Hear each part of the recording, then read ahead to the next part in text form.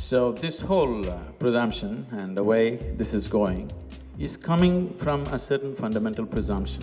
Because even when I met Javed Sahab last time, he was telling me that some guru told him not to use his mind.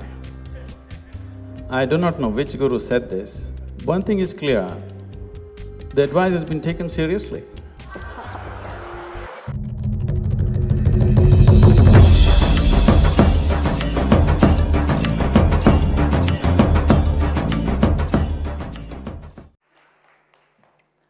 I'd like to start with you, sorry. I'd like to start with you, Sadhguru.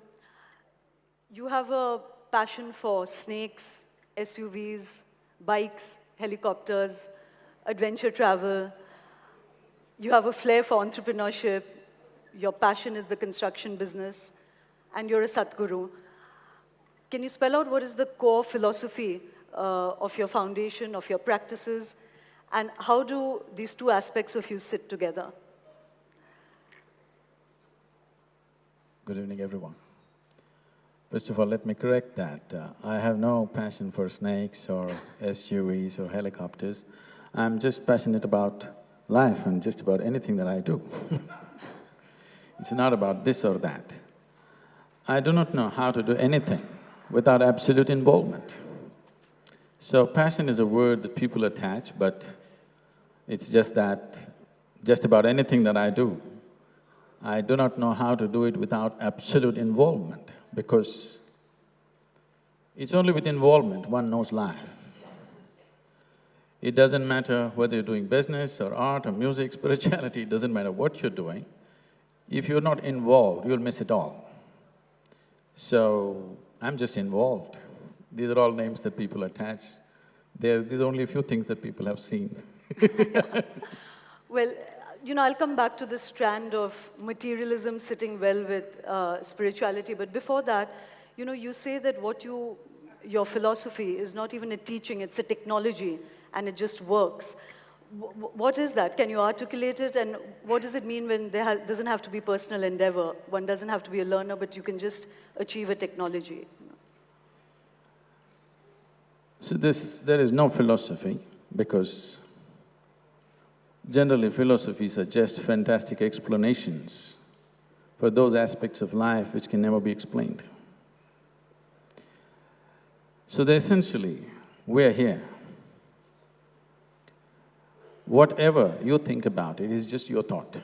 But the fact of it is, if you look at this, as a human being, this human mechanism is the most sophisticated technology on the planet, isn't it? Whatever other gadgets that we have, they all come out of it, out of this one. This is the most sophisticated mechanism. You see today people are deeply engrossed in their iPhones, but what about the eye? This is the thing, this is the gadget. If you pay enough attention to this, you would understand how to operate this at its highest possible mode. So the whole process that we refer to as spiritual is just this, so that this mechanism attains its fullest capability and possibility, that it doesn't just operate in a minimalistic way. So that's why it's a technology. Philosophies have happened because of the misunderstanding of the technology. Otherwise, essentially, only technologies were transmitted. If you look back and see, there were no teachings in this country, there were only methods. There were only? Methods. How to do it, how to make this happen at its highest possible level. So once we enter this sphere, being a subjective dimension of life, you have a body, you have a mind, you have emotions, you have energies supporting all these three. So when we handle all these four dimensions, some of it may not come under the purview of rudimentary logic and reason that a lot of people subscribe to. Because of that rudimentary level of reasoning, they think it's beyond reason. It is very much in reason. If you probe into it, we can go into it. But in fact, before we go further with that, in the past, you said yes that, in India there's always been methods, there hasn't been teachings. But the purpose of spirituality was to some extent, to disconnect people from desire, from materialism, to understand the limits of that. Why is it that with the Isha Foundation's philosophy, just self-actualization is the goal, you know, expressing yourself to the maximum you can, rather than to understand the finiteness of that?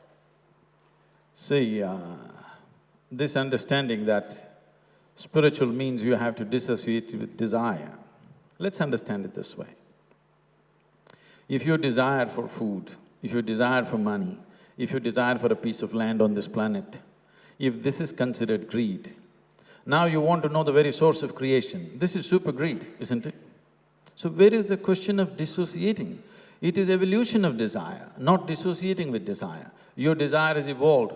When you are a 5-year-old child, what you desired for completely fell away when you were 10. What you desired for when you were 10 completely was meaningless when you're 15. What you desired as 15 when you're 30 doesn't make any sense. So your desire is evolving. If you evolve very slowly, you will go at this pace.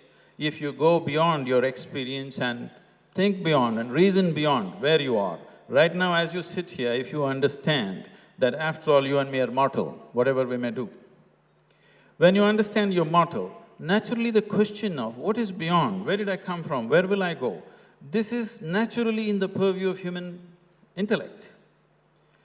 See, if you are not given ready-made answers by somebody, it is very, very natural that every human intellect will inquire, where did I come from, where will I go, what is the nature of my existence? So, this is not dissociating from desire, this is just evolving your desire to a new possibility. I'm going to bring Javed Sahab into the conversation in a bit, Javed Sahab. I just want to probe this a little more. I'm in no hurry. Take your time. I'll finish it. Sadhguruji, Javed Sahab, this is called theatrical timing. You've got to clap for saying nothing, actually.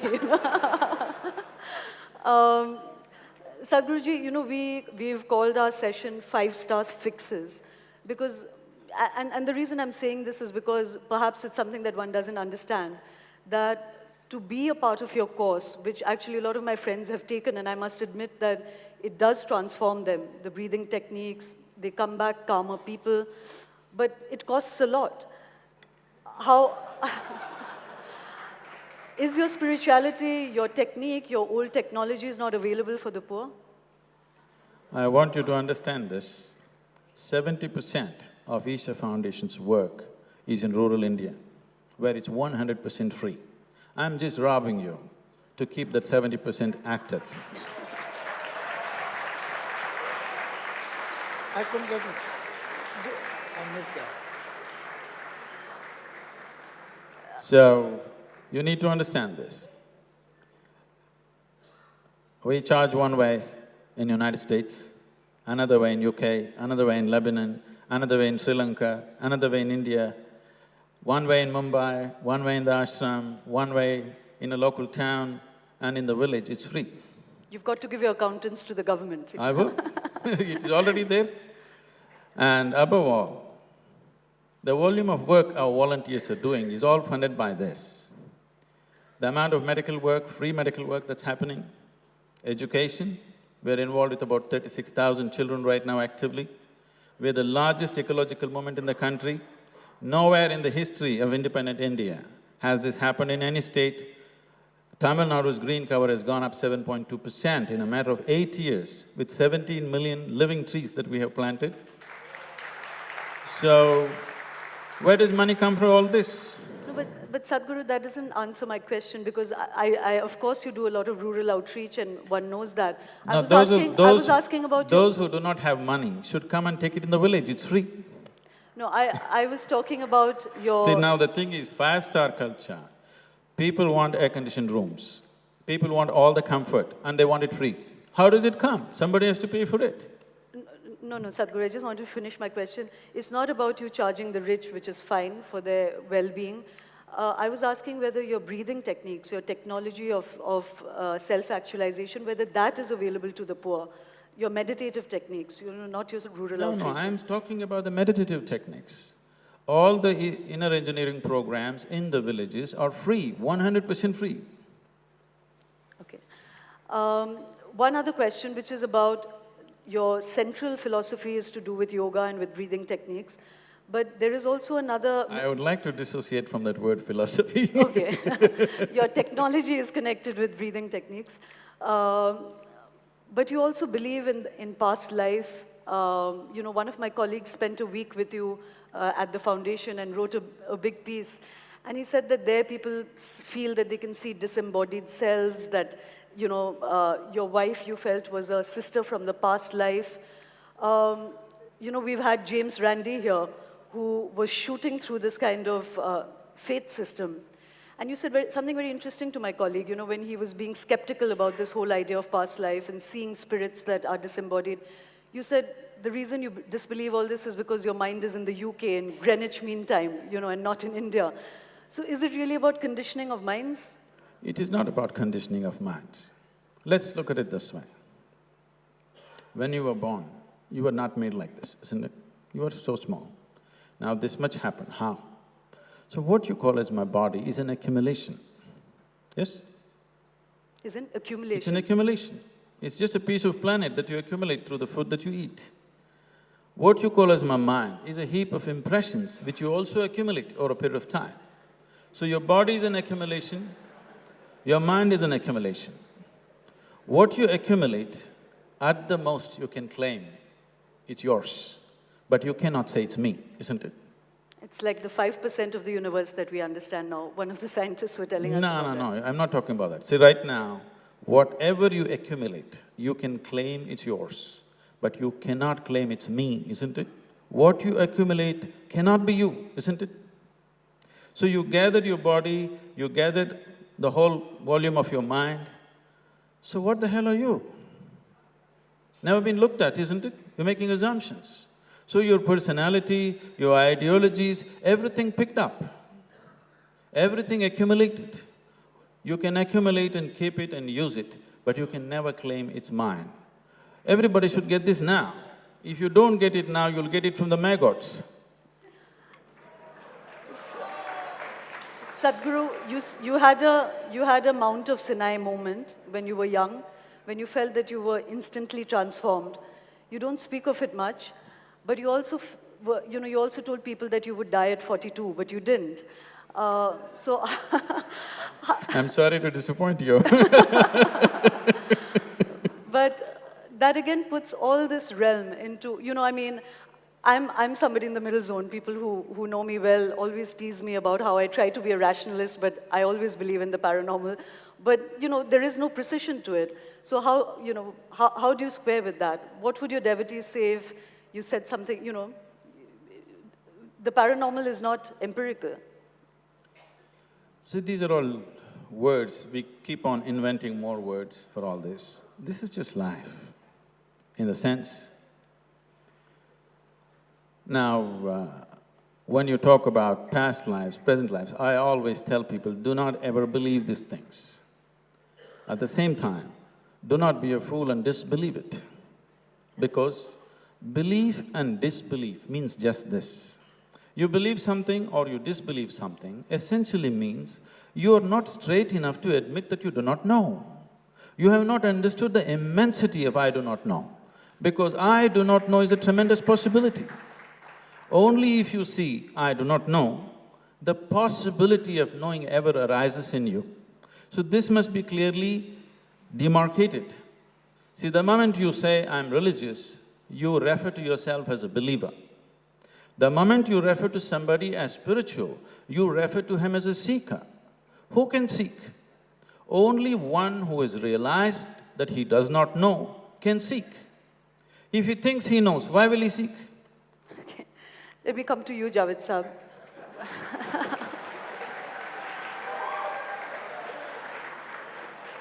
Now starts a seeking. Javed Sahab, you have to not be theatrical with me. Okay. We live in a country Yeah. of great faiths. You are part of a creative space that very often expresses stories through faith. you're a committed rationalist. You know, if we see the finiteness of faith, would you accept that there's a finiteness to just reason as well? First of all, I think before starting any discussion, one should always decide on the meaning of words. Maybe you mean something by faith and I am understanding something else. What is faith? And what is the difference between faith and belief? I believe I am in Goa.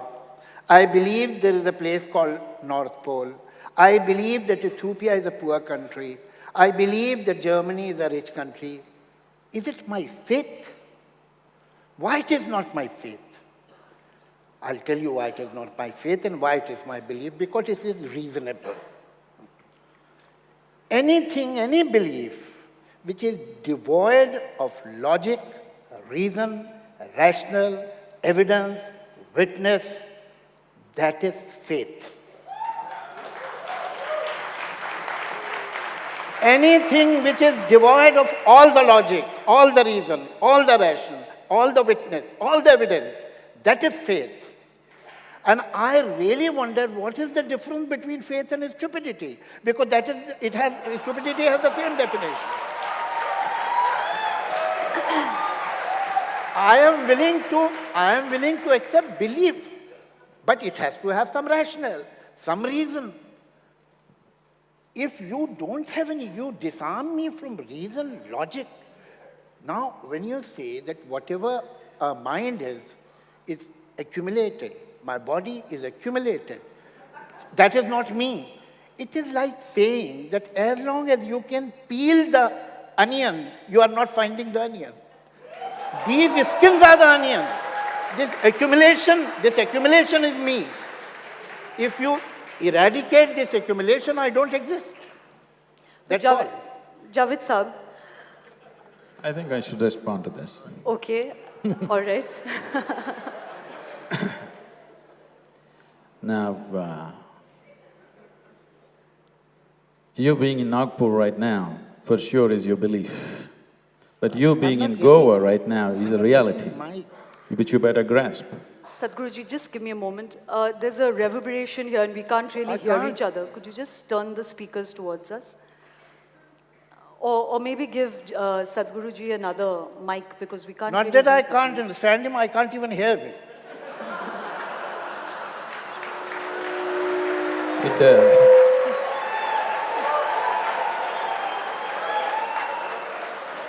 I don't know about the battle between faith and reason, but wit certainly has its place in society. Probably the microphones are arranged in such a way because anyway, even if you hear, you may not understand.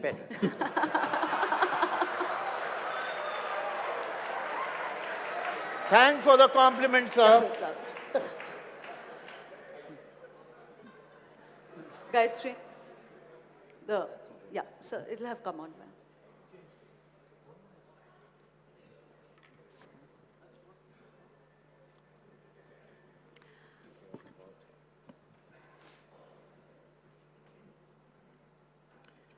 So, yeah, that's Better. now I'll repeat for you. You believing that you're in Nagpur is for sure belief. But you're in Goa is a reality. Whether you believe it or you don't believe it, that's how it is. So there is a difference between reality and belief. If you think whatever you believe is true, I want you to understand, we can make you believe just about anything. If you work hard enough on you, we can make you believe anything.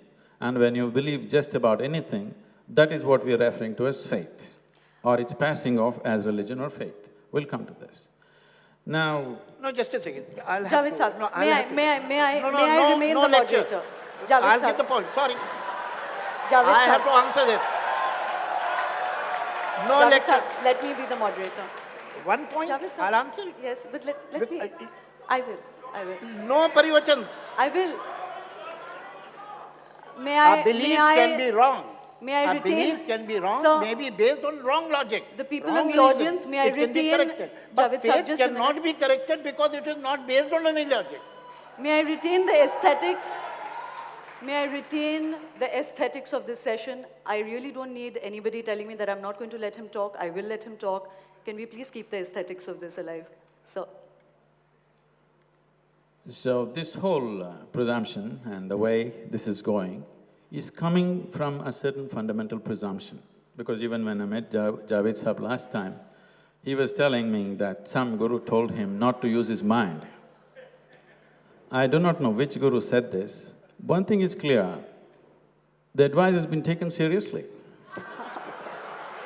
Javed Sahab, Why have you taken him seriously? why have you taken him seriously? I promise you, Guruji, I have never taken any guru seriously. I have not taken any guru seriously, I promise you that. In the rich tradition of the argumentative Indians, Yeah. it remained with the argument, it never got personal, both of you. So I just wanted to come back, Javed Sahab, to this whole issue of the finiteness of reason. You know, we just saw Ramanujan, for instance. He was intuitive. He didn't know how he arrived at that math, but he arrived at it. I have absolutely no argument with the fact that reason is the highest condition of man as we understand it. But is there not space for something beyond our empirical understanding? Of course there is. But there is no halo around it. There is nothing like spiritual about it. When you look at the fan, and that the fan is running on full speed, you can't see the blades. It doesn't mean there are no blades. You know, when you think very quickly, you may not see the reason, but when you will sit back and analyze it, if the conclusion is right, then there is a logical step behind it. You have not seen it at that moment, because your conscious mind is not the only mind. You have many parts of the mind. You lose a key, and you try to remember, you can't, and then you're talking to somebody else, and suddenly you remember where you have kept the keys, because a part of your brain was working on it. So brain is a very complicated machine. Mind is the most sophisticated computer in this universe at the moment. So you have to understand the functioning. If Ramanujan understood it, he understood it in a language which he knew. Why he did not understand in Chinese or Hebrew? That is not possible. Ultimately, what will come from your mind. You are nothing but your mind. And if that is eradicated, you don't exist. But Ramanujan actually believed that the goddess was giving him that intuition. How do you reconcile that? Would you say that he was somebody... I mean, after all, he was a human being, so what? He couldn't be right all the time. Yeah. Sadhguru, before I come back to you, Javed Sahab, another function of faith is, you know, in its refined form, not as religion, not as public religion, but as faith, can sometimes be the impulse for also the most noble of human endeavor, whether it's in art. There is no doubt about it. The faith can make you do wonderful things, and the worst thing possible.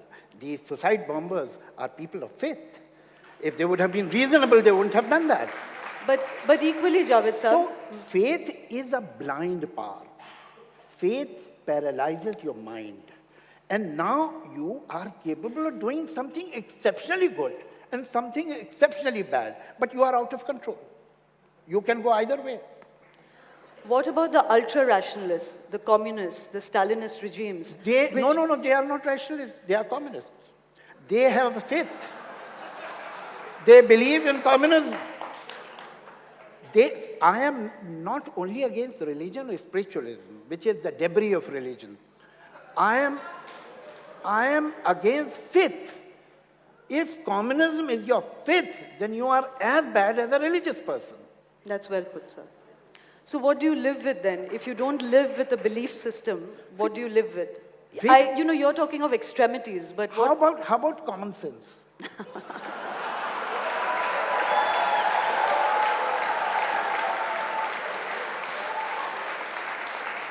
Will it do? It'll do for the moment. Okay. I'm going to come back, Javed Sahab, with a scientific question for you, which is about stories. Human beings need stories to live with. You know, we've met a lot of scientists, a lot of astrophysicists. Even in science, there is the idea of the story. I don't know much about it, and if you question me too much, I'll falter. But, you know, the universe, Professor Ganesan was telling us that we understand only 5% of the universe. There's 95% we don't understand. And we both met Richard Dawkins in Jaipur earlier this year, and he was suggesting that outside of this universe, there could be multiverses. Now, that is not something we know. It is a belief in something that No, is... it is not a belief. It is a guess. Maybe, maybe not. No, it's a story you live with. Why can't we live with other stories in the meantime, which give people a sense of certitude in their life, a sense of solace? Nick, you see, what is the problem? That as long as you have curiosity, as long as he said very rightly, and I totally agree with him, that you should be humble enough to accept that there are many things that you don't know. And only then you will search. What is wrong with religions? That they know everything. They can tell you how to make a universe in 4 easy lessons. They will tell you where you were before you were born, and where will you go after your death, and so on. So they have all the answers. That is the problem.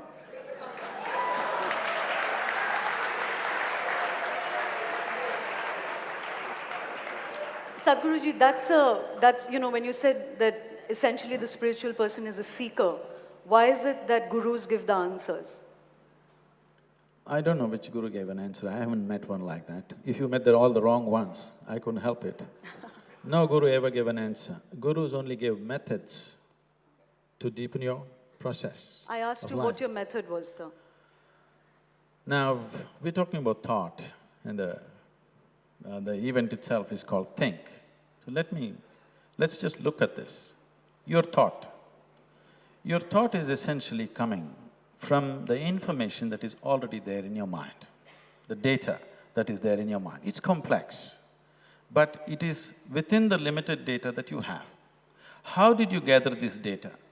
This data you gathered through the agencies of 5 senses, by seeing, by hearing, smelling, tasting and touching. This is the way it's gone into you. These are the 5 instruments which are taking in all the data. In your wakefulness and sleep, this data is being gathered all the time. Even in your sleep, in deep sleep, if I say something, we can hypnotize you and make you remember that actually. Because even in sleep you're recording. But it is only through these 5 senses. These 5 senses are not reliable. In the sense, if I touch this table, my hand will tell me it's cool. But if I lower my body temperature and touch it, my hand will tell me it's warm. So it doesn't say anything about that. It only tells me the information that is necessary for my survival. If survival is all you're seeking, these 5 senses are okay. But if you're seeking something beyond survival, you need to expand the dimension of your perception. So the whole spiritual process is about how to expand your perception, because only what you perceive is life. Rest is just imagination. If you want to be in touch with reality, you have to enhance your perception. And just assuming see, these things have happened across the history.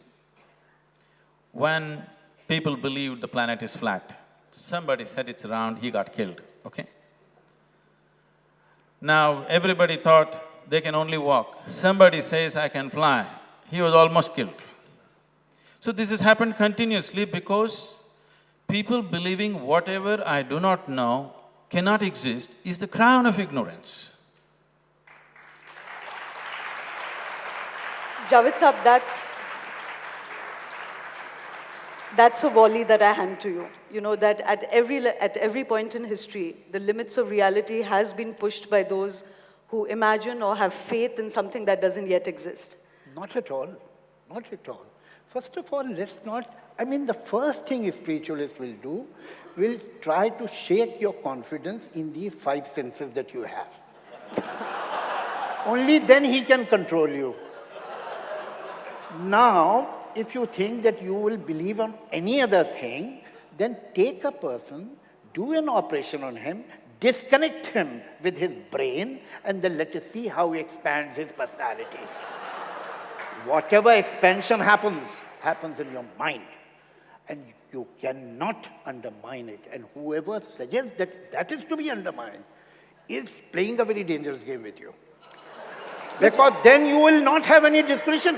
How will you decide whether whatever he's saying is right or wrong? And whatever he's saying, he's using his brain. He doesn't want you to use your brain. From where this thought has come? Has it come from where? From where it has come? It has come from the mind. Even if you think that the mind is not everything, that too has come from the mind. If you don't trust mind, how do you trust this thought? Okay. But Javed Saab, Yeah. you said the five senses. As a writer, as an artist, as a human being, Yeah. don't you sometimes have a sixth sense about something? No, please understand. You see, there are, like between countries, there are no man lands. Between India and Pakistan, between India and China, there are no man land. Same way, between your subconscious and between your conscious mind, there is a no man land. And what happens that if you rely only on your current thinking, on your mind and brain is also like a house. Your mind, your conscious mind is your living room. But then you have other rooms, you have attics, you have bedrooms, you have basements within your brain. When you relax and you allow the other part of your mind to take over, then your conscious mind and your subconscious, they work together in partnership. And ultimately, something comes which comes from you, comes from your mind, but from that part of mind which more often than not you are not using. That's all. But it is the mind, ultimately.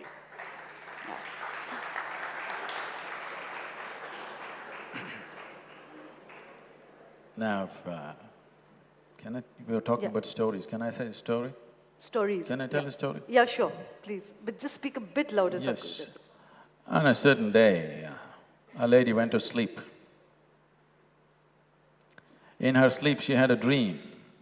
In her dream, she saw a hunk of a man standing there, staring at her. He started coming closer and closer. He came so close, she could even feel his breath. And she trembled, not in fear. And then she asked, "What will you do to me?"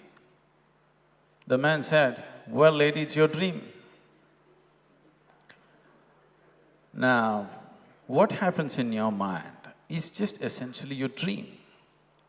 Just being in a constant state of flowing thoughts all the time, 24 hours, thoughts are flowing. This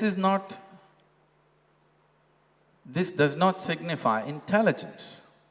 This suggests diarrhea, mental diarrhea. Constantly, it is on and on and on. Now, if one has made an effort, one has strived to look beyond the firmament of the mind, one would know other dimensions. Simply denying that nothing like that exists because I do not know it is, I do not know, it doesn't need comments. Sadhguruji, but you just said that the five senses are unreliable, but just to come back to that detail… No, five senses being unreliable, let me come to this. Right now, what your visual sense understands as light, many other creatures on the planet understand it as darkness, isn't it so? You sit with an owl and start an argument as to which is light and which is darkness, you'll end up with an endless argument. So who is right? You insist you're right, but that is the whole problem. People insisting that they are right is the whole problem on the planet. But Sadhguru, if the whole point of your technology is to make people actualize themselves, why in the modern world is there still cult creation? Why does your photograph adorn every devotee's or every practitioner's home? Why do they not just take the technology and become independent spirits themselves? See, you don't mind if a rock star's picture is in somebody's house, okay? But people don't kill No, for let's rock come to stars. this. He lives a bad life, he is drugged out, but you don't mind.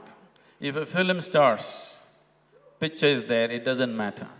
If the 12 girls from the Kingfisher calendar adorns your house, you do not matter. But you have something with me, what is the problem? No, I'll tell you what the problem…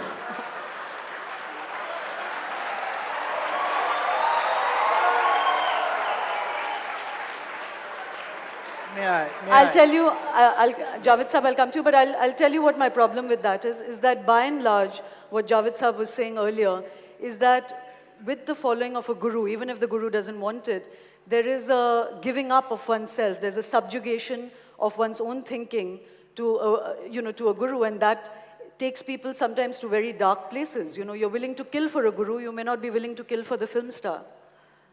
But they do. They don't. They do. You come in Tamil Nadu and see people will kill for the film star. My bad. I need you I to think argue. you are No, being, I'm not finished, You are being unfair. On this point, I'm on his side. Oh my God, okay. I'll tell you why. You know, if a film star is successful and is having a wonderful time, you don't resent. If a rock star is having a wonderful time and is doing good in his vocation, in his profession, you don't resent. If a guru is doing good in his profession and is having a good time, why should you resent? You should not. Definitely, what's your problem? Sure. Now this is the I don't operation see- of rationality. The equation should hold good. Let them have good time. Javed,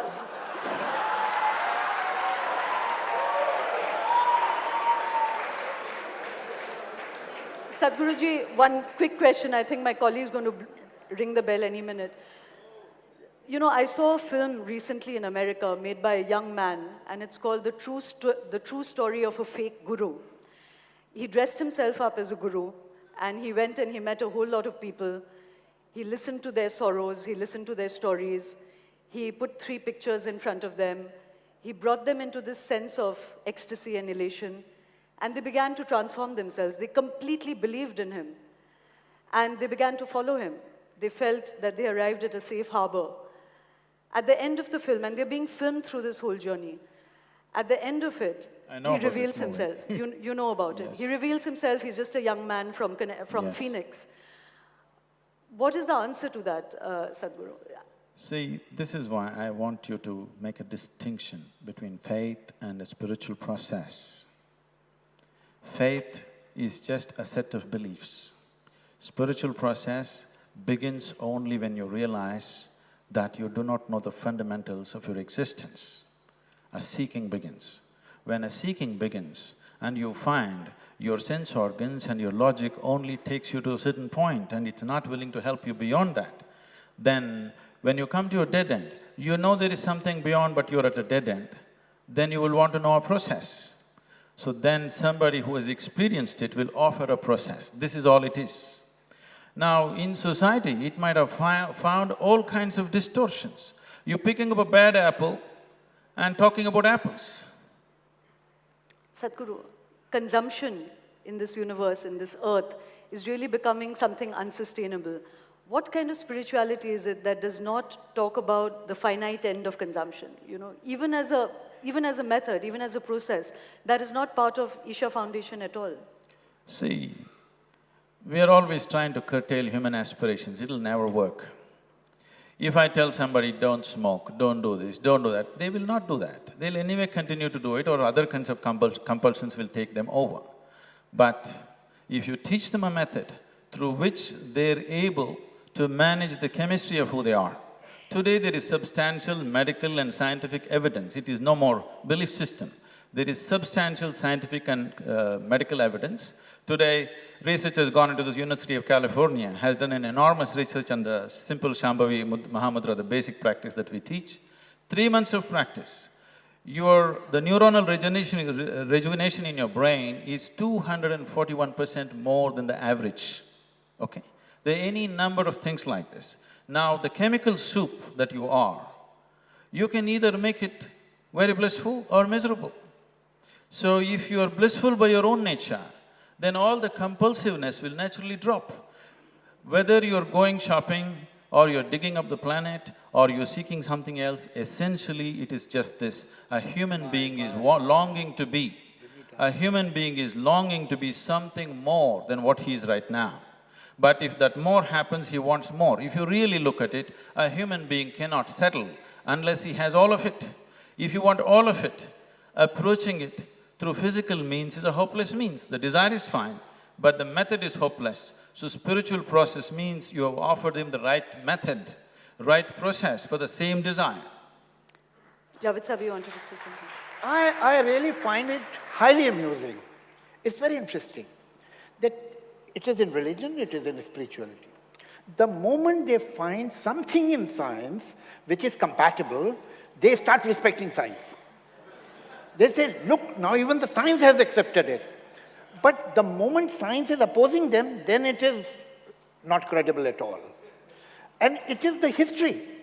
There was a question which I missed that time, that we have to understand through spiritualism that why we are in this universe. What are we doing here? Why have we come here? I don't want to comment about anybody else's presence. But Guruji, I know why I'm in this universe, and the reason is unprintable.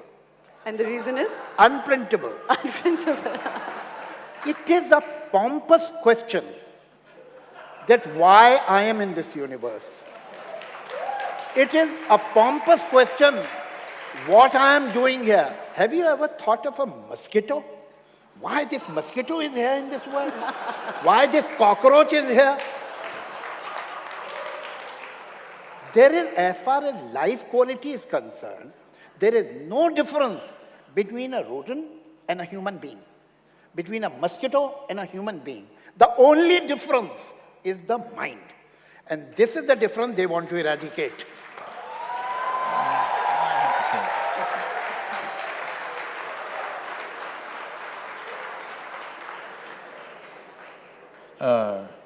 Obviously, this has no relevance to whatever I'm speaking. It looks like it's not even being heard. So, the thing is, the significant aspect of human life is that human life is replete with possibilities which other creatures are not capable of. Every other creature on this planet is fulfilled when its survival process is fulfilled. There is something about a human being that it does not settle with survival. What is called as human begins only after survival is taken care of. So the longing to be an endless expansion cannot be settled by the simplicity of thought. Thought is just a product of the data that we have gathered. And whatever you may know, it is still too limited. That much is established by science. So about science and spiritual process ever being head-on with each other, such a thing has never happened. It is just that you have not been exposed to the right things. As I said earlier, you eat a bad apple and you make conclusions about all apples. It's an unfortunate reality of one's life. I'm going to have to end it at that. My takeaway from this are two things. One, that in India we've had a glorious tradition of the argumentation between men of faith and men of reason. There were the Navratnas in King Akbar's court. Yeah, Why do you keep saying I'm man of faith? And the big takeaway that I think both of them will agree with is that we can first learn to operate with common sense. Thank you so much for listening.